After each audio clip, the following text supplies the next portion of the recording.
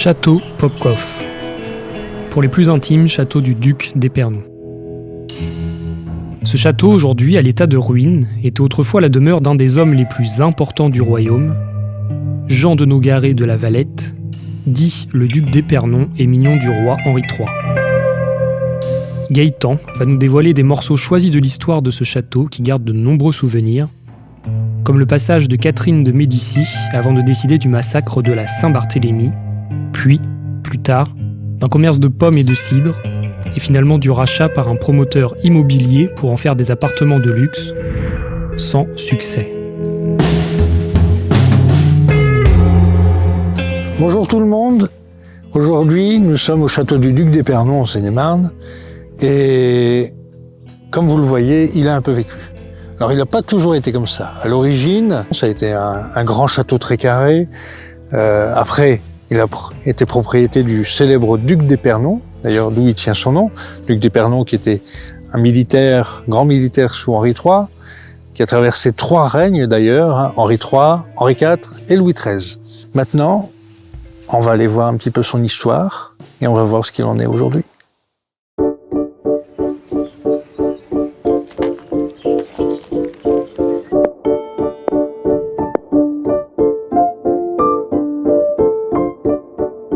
Le duc d'Épernon, c'était un militaire qui a participé au siège de La Rochelle. Alors pas le siège de Richelieu, qui se passera beaucoup plus tard.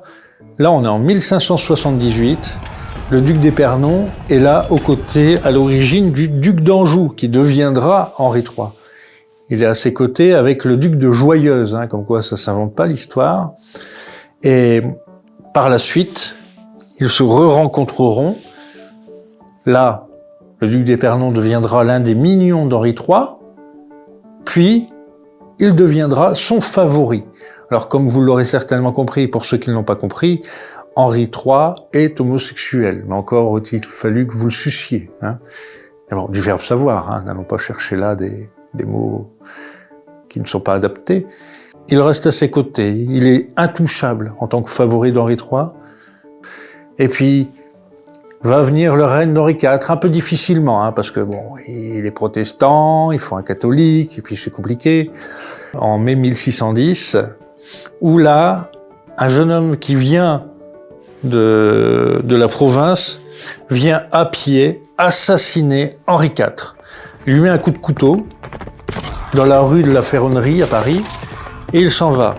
Là, Henri IV, tout le monde dit, mais le roi est touché, le roi est blessé, et le roi dit, mais non, ça va, je suis un militaire, je suis pas une fiotte, j'en ai fait d'autres. Ravaillac l'entend, il revient, il lui remet un coup de couteau, lui tranche l'aorte, et là, c'est terminé. À partir de ce moment-là, le duc d'Épernon devient le personnage le plus important de la capitale. Et il fait arrêter Ravaillac, et l'enferme dans son hôtel particulier de Paris, où il va le forcer à manger du poulet et des pommes de terre avec des femmes et des hommes. C'est terrifiant du coup, c'est terrible. Imaginez forcer à manger du poulet et des pommes de terre, à rester avec des filles, avoir un lit, un baldaquin, 2 personnes. C'est comme si on vous forçait à manger du homard et à boire du champagne pour la France.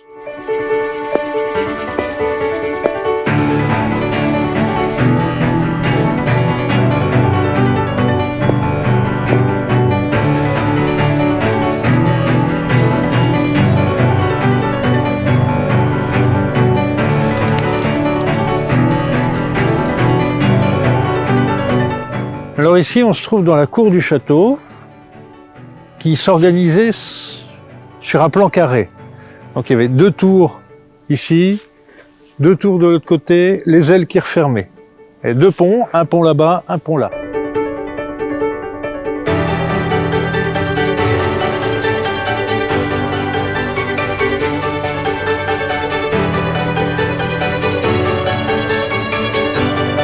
Il est connu depuis le Moyen-Âge, ce château. Il a traversé tous les siècles. Il y a même une histoire, à un moment donné, où on dit qu'on torturait des gens ici.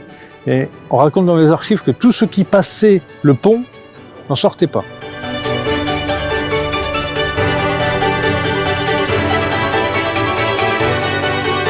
Alors c'est ici aussi que Catherine de Médicis, entre autres lieux, organise ses réunions pour préparer la nuit de la Saint-Barthélemy. C'est une nuit qui s'est passée en 1572, en août 1572, et cette nuit-là, alors qu'ils avaient préparé cette nuit pendant 1 an, ils arriveront à faire 30 000 morts. On dit qu'il y a eu tellement de morts, ne serait-ce que dans la capitale, qu'on réussissait à traverser la Seine à pied.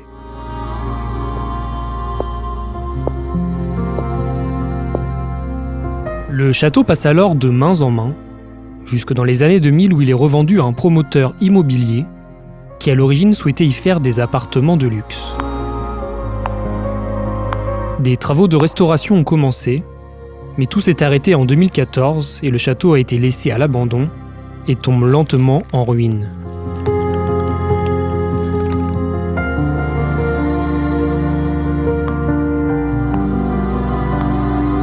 Vous voyez cet escalier ici, donc qui était en quelque sorte l'escalier d'apparat en fer forgé, très joli, avec certaines boules qu'il y avait là, mais bon, ils ont certainement dû s'en occuper, ceux qui viennent se promener. Et voilà, encore des tags, c'est vraiment pas possible. Cet escalier qui est là, que vous voyez là, qui avait certainement donc une main courante en bois, en beau bois, sa petite boule, tout ça, cet escalier est inscrit au monument historique. Et tout le monde s'en fout. Normalement, tout ce qui est inscrit ou classé au monument historique doit être surveillé de près par les institutions d'État qui sont à charge de ça. Sauf que ici, et certainement parce qu'ils ne sont pas assez nombreux, pour certains, ils ne sont même pas au courant qu'il y a un château ici. Il y a un jeune Trésifontain qui s'appelle Antonin Grenier. Il décide de sauver le château de sa ville. Il venait ici quand il était tout petit avec son père et il décide de faire son combat et va décider d'essayer d'alerter la DRAC, les monuments historiques et tout ça.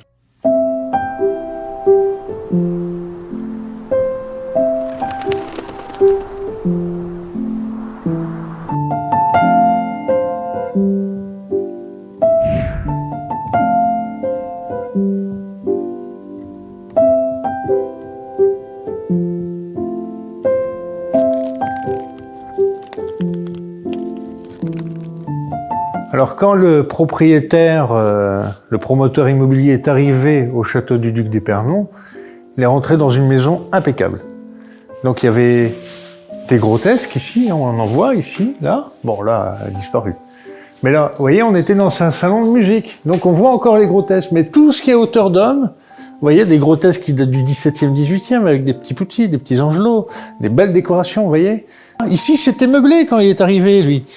Il n'y avait rien, tout était impeccable. On lui a revendu le truc, vous voyez, avec des trucs magnifiques comme ça. Bon, là, ça va, elle n'a pas encore été trop touchée. Mais un truc à éviter, messieurs, dames, quand vous rentrez dans ce genre de monument, un truc qu'il faut vraiment pas faire, mais vraiment vous restez couché ou vous cassez une jambe ce jour-là, c'est ça. C'est quoi ce bordel?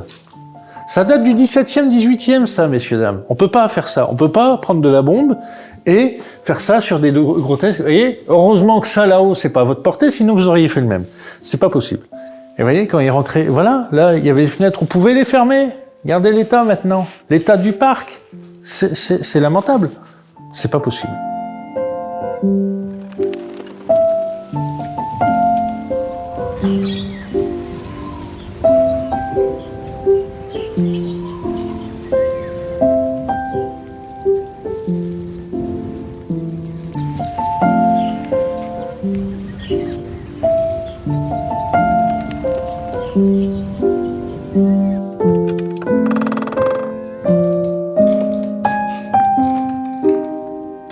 Ce château, classé depuis 1963, a accueilli pendant des siècles chevaliers et serviteurs de l'État, rois et reines de France.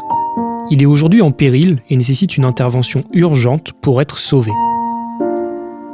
Depuis la liquidation judiciaire du promoteur immobilier en 2014, plusieurs projets ont été imaginés par des architectes, mais aujourd'hui, aucun n'a été validé. Heureusement, il existe quelques passionnés qui se battent encore pour sa sauvegarde, comme ce jeune habitant du village, Antonin Grenier, qui tente par tous les moyens de le sauver. Si malheureusement rien n'est fait rapidement, il disparaîtra à jamais.